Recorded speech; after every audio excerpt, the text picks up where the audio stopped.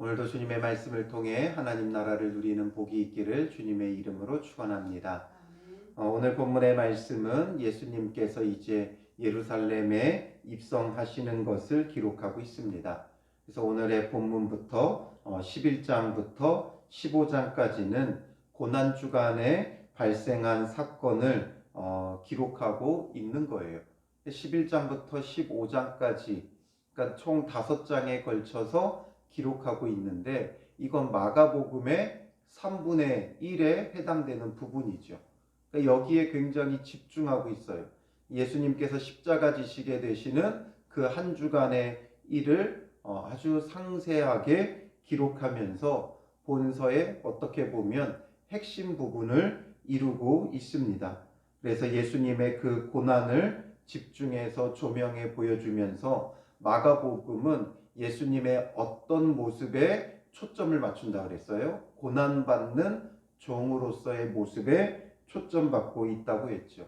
사람의 몸으로 이 땅에 오셔서 우리를 위하여 고난받는 종, 순환받는 종, 그 모습을 우리에게 보여줌으로써 처음 이 마가복음의 수신자였던 로마에 있는 기독교인들, 박해가 극심할 때 신앙생활하던 그들에게 예수님의 고난의 의미를 되새겨봄으로써 그들이 당하는 고난을 잘 이겨나갈 수 있게끔 그들을 격려하고 있는 것이고, 또 오늘 이 마가복음을 보는 우리에게 우리가 직면한 고난 속에서도 믿음이 흔들리지 않고 예수님의 참 제자로 세우고자 하는데 목적이 있음을 다시금 우리로 하여금 확인시켜 준다라는 것을 알 수 있습니다.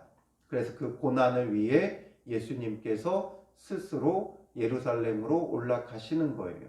예수님께서 앞서서는 앞장서 가셨다는 것을 우리에게 보여주었다면, 이제 예수님의 그 예루살렘의 입성이 어떠한가, 예수님께서 스스로 우리를 위하여 자기 목숨을 내어주시기 위해 나아가는 그 모습이 어쩔 수 없이 끌려가는 초라한 모습이 아니라 너무나도 당당하게 스스로 자기를 내어주시기 위해 나아가는 걸음이라는 것을 우리에게 보여주는 거죠. 그래서 오늘 본문 1절에 보면 그들이 예루살렘에 가까이 와서 감람산 벳바게와 베다니에 이르렀을 때에 예수께서 제자 중 둘을 보내시며, 이렇게 되어 있어요. 제자 둘을 보내서 예수님께서 무엇을 하려고 하셔요?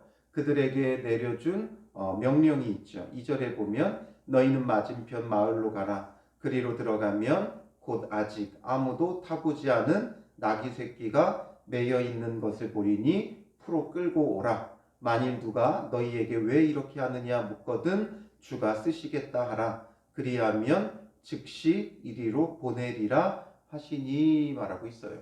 그래서 나귀 새끼를 끌고 오라고 하셔요. 그리고 예수님은 그 나귀를 타고 예루살렘에 입성하려고 하시는 거죠. 그래서 제자들이 가서 보니까 정말 나귀 새끼가 문 앞에 매여 있는 것을 보았고, 그것을 푸니까 사람들이, 어떤 이들이 말해요. 나귀 새끼를 풀어 무엇 하려느냐 하니까 제자들이 예수께서 이르신 대로 말하니까 이에 허락하는지라. 그래서 나귀 새끼를 예수께로 끌고 와서 자기들의 겉옷을 그 위에 얹어 놓음에 예수께서 타시니, 이렇게 되어 있습니다. 예수님은 나귀 새끼를 타시고 이제 예루살렘에 입성하는데, 제자들은 나귀 위에 자기들의 옷을 얹었고, 많은 사람들은 이제 길에다가 자기들의 겉옷을, 또 다른 이는 들에서 벤 나뭇가지를 길에 펴게 되어지죠. 이 모습은 바로 왕의 행차를 우리에게 보여주는 거예요. 왕이 행차할 때 어떤 말이나 마차를 타고 또 왕의 대로를 예비하고 준비해 놓고 그 길을 깔게 되는 거죠. 그런 형식을 예수님도 취하세요. 그런데 예수님이 타신 것은 나귀 새끼라는 데에 초점이 있습니다. 왜 예수님은 나귀 새끼를 타셨는가? 왕이 타는 말이나 마차가 아닌 나귀 새끼를 타신 것은 예수님께서 그걸 탈 만한 능력이 없어서가 아니죠. 3절에 보면 주가 쓰시겠다 하라. 주가 쓰겠다 하면 무엇이든지 쓸 수 있어요. 말도 탈 수 있고 마차도 탈 수 있고 그 무엇이라도 탈 수 있지만 예수님은 직접 나귀를 택하신 거예요. 왜 나귀를 타셨는가? 스가랴 9장 9절에 보면 이미 예언되어 있는 부분이죠. 스가랴 9장 9절에 보면 시온에 따라 크게 기뻐할지어다. 예루살렘에 따라 즐거이 부를지어다. 보라, 내 왕이 내게 임하시나니 그는 공의로우시며 구원을 베푸시며 겸손하여서 나귀를 타시나니 나귀의 작은 것 곧 나귀 새끼니라. 이미 구약에 나귀를 타고 입성하실 것을 왕으로서 입성하실 것을 예언하고 있어요. 왜 나귀였느냐? 왜 하필 이스라엘의 구원자로 오시는 인데 나귀인가? 왜냐하면 겸손하여서라고 기록하고 있죠. 바로 겸손의 왕이시고 섬기기 위해 이 땅에 오신 우리의 구원자 예수님이시기 때문에 친히 나귀를 타시는 거예요. 우리 한국 사람들은 집과 차에 굉장히 집착을 합니다. 그래서 더 큰 것, 더 좋은 것 늘 소유하려고 하죠. 우리가 가까이 일본만 가봐도 그곳의 차들, 돌아다니는 차들을 보면 경차가 대부분이에요. 작은 차들, 그리고 굉장히 오래된 차들. 근데 우리나라 사람들은 어떻게 하면 좀 더 큰 차, 어떻게 하면 좀 더 좋은 차를 탈까? 이런 것들이 굉장히 많죠. 그래서 사람들은 더 좋은 차를 타려고 하고 더 큰 집을 가지려고 해요. 예수님은 그 모든 것을 다 가지고 소유할 수 있고 하실 수 있지만 스스로 겸손하여 나귀 새끼를 타고 입성하시는 분이에요. 왕으로서 행차하며 그 길을 깔 수도 있지만 사람들의 겉옷과 나뭇가지가 깔린 그 길로 행차하시는 우리의 참된 구원자 왕이시다라는 거죠.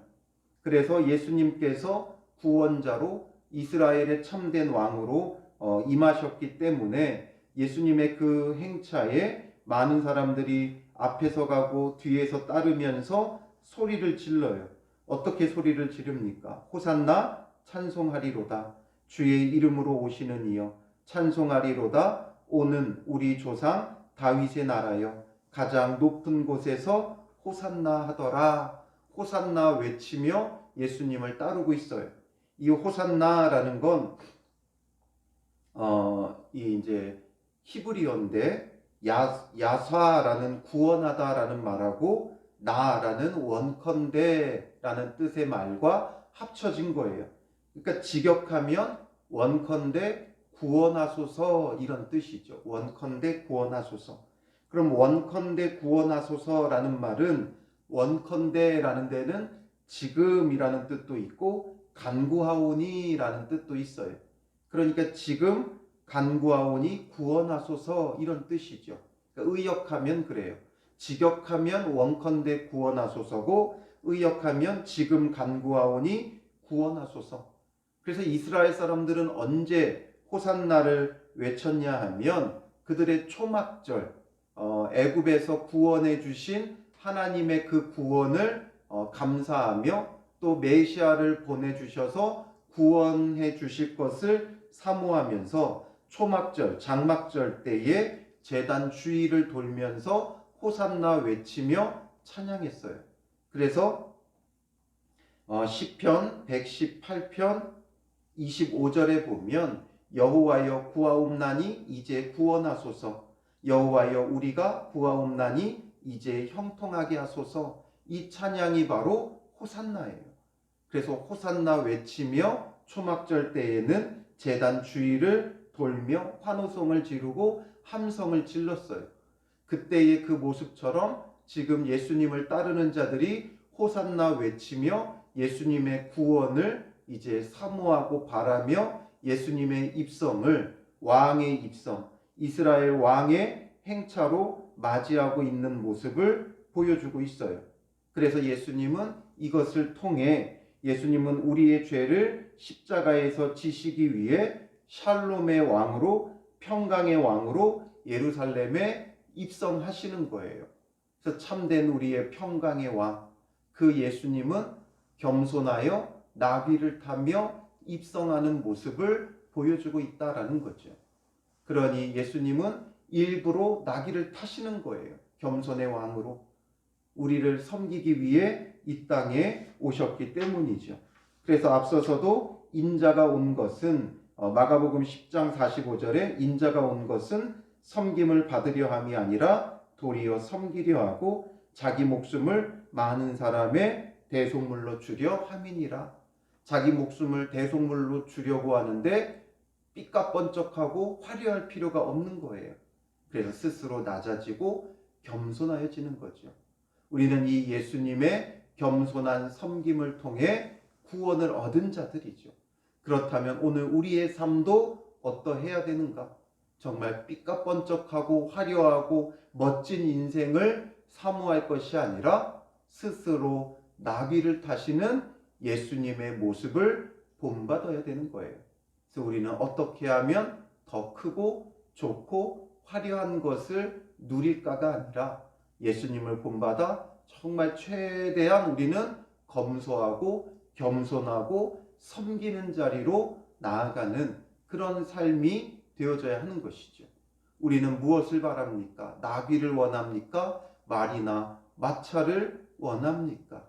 우리도 예수님의 그 길을 본받아 오늘 하루도 섬김의 자리로 나귀를 타고 예루살렘에 입성하시는 예수님의 그 모습, 자기를 내어주는 자리에 이렇게 영광스럽게, 누가 보기에는 초라할 수 있지만 예수님은 그 길을 영광스럽게 나아가는 거예요.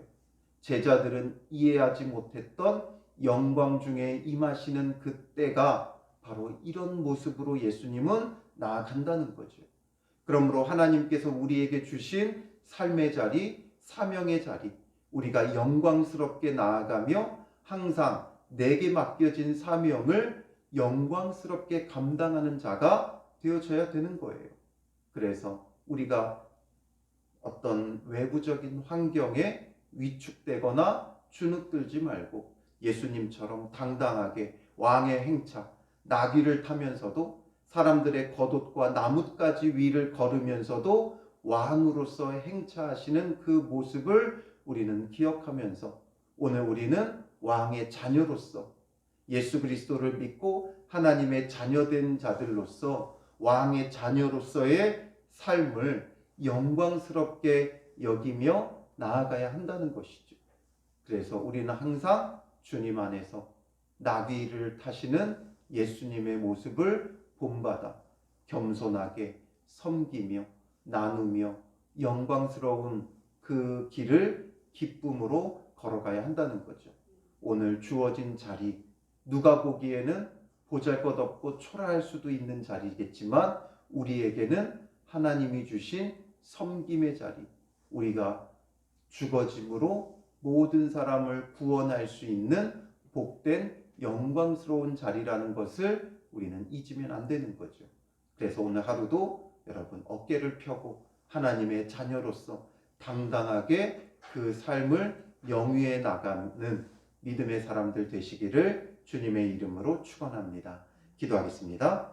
살아계신 아버지 하나님, 예수님께서 왕의 행차를 하시며 나귀를 타시고 예루살렘에 입성하는 모습을 보게 됩니다. 사람들이 보기엔 초라할 수 있지만 주어진 사명의 그 자리, 우리를 위하여 자기 목숨을 대속물로 내어주는 이 자리를 영광스럽게 여기시는 예수님께서 영광 중에 행차하시는 것을 바라봅니다.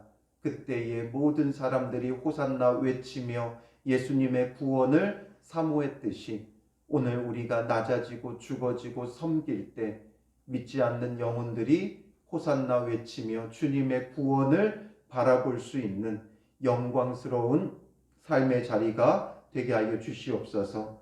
예수님을 본받게 하시고 나귀 새끼를 타시며 겸손의 왕으로 평강의 왕으로 우리를 위해 나아가시는 예수님처럼 오늘 하루도 우리도 겸손하여지고 낮아지고 섬기는 자리로 나아가는 그 걸음이 부끄럽거나 초라하지 않게 하시고 영광스럽게 여기며 당당하게 왕의 자녀로서의 삶을 살아가는 복된 날 되게 하옵소서.